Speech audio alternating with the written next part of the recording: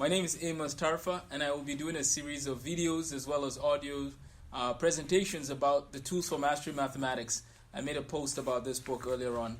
In 2012, I had the opportunity of teaching 3 different math classes: Algebra 1, Algebra 2, and Geometry. And I was teaching them over the summer, 3 months. I only had about 3 months. And I realized that there were a lot of similarities in the curriculum, which is fine. I was tutoring a few students who wanted to brush up on their skills. And that inspired me to start thinking about the curriculum of how we teach math in America.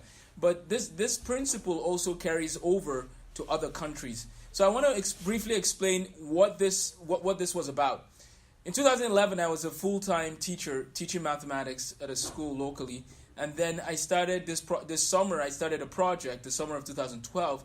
And I was looking into every single concept we learn in a high school curriculum, and I realized that the duplication was high, but the mastery was low. There were a lot of students who were not understanding the concepts as much as they needed to understand them. And so I thought, what if we could help students by increasing mastery, reducing duplication, providing them a logical content flow of a narrative of mathematics, whereby we think of it as a story. If I want to tell you a story, and the story has a beginning. In the beginning, this happened. And then at the end of the story, you get a bigger picture. But you have to understand every single chapter of the book in order to get to the end of the story. So what if we taught math, not based on the labels of a class, but based on an understanding and of the mastery of each concept as it builds. So for example, somebody might learn about fractions, and then the next day they learn about decimals, and then they learn about polynomials, then they learn about rational expressions, and so on and so forth. My point is, what if we taught it with that? Just keep building, no limits. Just keep going as you master, and keep encouraging people to master. See, the big thing about mathematics and how it's taught in America is that a lot of people have a bad attitude about it.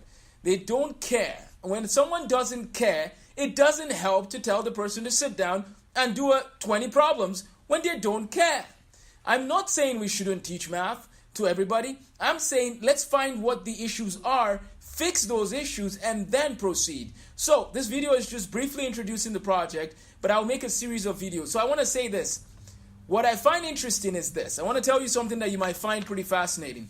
So the tools for mastering mathematics is divided into 3 sections. The first section talks about what is mathematics. If you were to ask students, what is mathematics? People might throw things out about this, that, and the other. It's just a bunch of rules. But what if you explain to them that math is like riding a bicycle? Once you learn how to do it, 5 years from now, if you haven't ridden a bicycle and you try it, you can actually start doing it again. No problems. Math is like building a house. You need to have a strong foundation. If you have a strong foundation, you'll do well. See, a lot of students don't think of math in those terms. And one famous question people ask is, when am I ever going to use this? And what I found interesting as I was doing this project is that there are many things we do in life where we don't use them for anything outside of the thing itself. For example, when I play tennis, when am I ever going to use tennis? Well, when I play tennis, I'm playing tennis, but when am I ever going to actually use tennis in real life? When is it going to be important that I know how to swing a racket when I'm just walking down the street or whatever? There's no other time, essentially, that I do tennis other than when I do tennis. Therefore, I must play tennis for other reasons other than doing it itself. It helps me with discipline, of course, it's exercise, and so on and so forth. The same goes for math. When am I ever going to use it? Now, math has practical applications, but that's not even what I'm saying.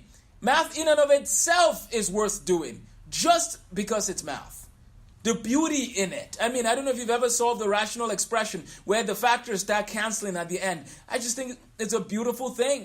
And I think that students need to be given the opportunity to enjoy doing mathematics because math is beautiful. And so, I want to end with this. The first part, as I said, was what is mathematics and all of that. The second part has to do with what are the concepts every student should know any day, any time.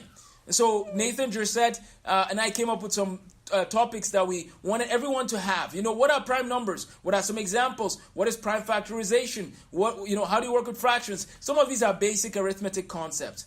However, the third part is where it gets interesting. What if we take all the concepts that people learn from arithmetic all the way to calculus? And what if we have it in one document, no repetition, and we give you that document, and you're driven to excellence in mathematics, and you want to take that and you want to just work through all those concepts. It might be over 1 summer, 2 summers, it doesn't matter.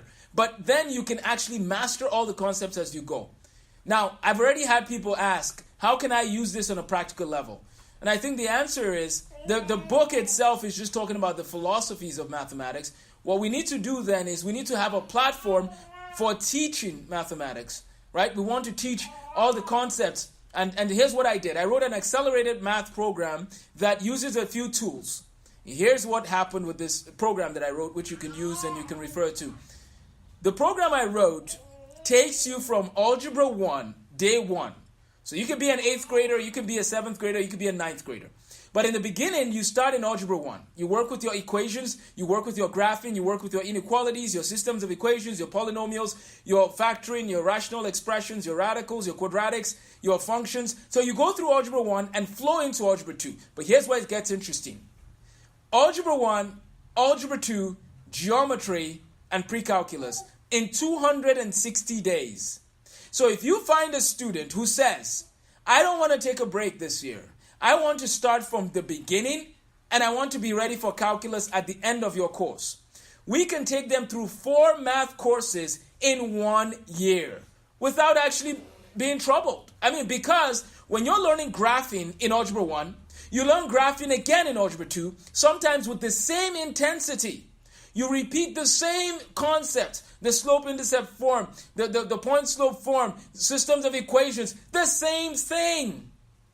And yet, many students don't like math. And yet, many students haven't mastered concepts in math. We really have to rethink how we're doing this because something somewhere is not working. And I think, number one, it's the attitude. If we change the attitude, the students will be more willing to dedicate time to work hard. If I care about something, I will put in time on the weekend to do better at it. If our students care about math, they will put in time to do better. So why don't we inspire them? Why don't we tell them stories of mathematicians and how these people became who they were? Why don't we tell them stories about the applications of mathematics? Why don't we spend a few minutes, other than just a little section in our books? What if we go a little further?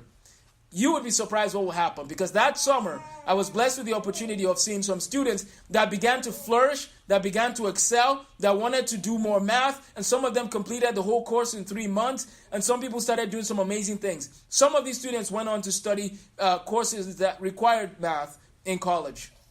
It all started with, and I'm not saying I have all the answers to all of it. What I'm saying is I've noticed that when the attitude changes, a lot happens. And someone might say, well, how do you change the attitude for 50 students? There's too many students. Well, the attitude is only one piece.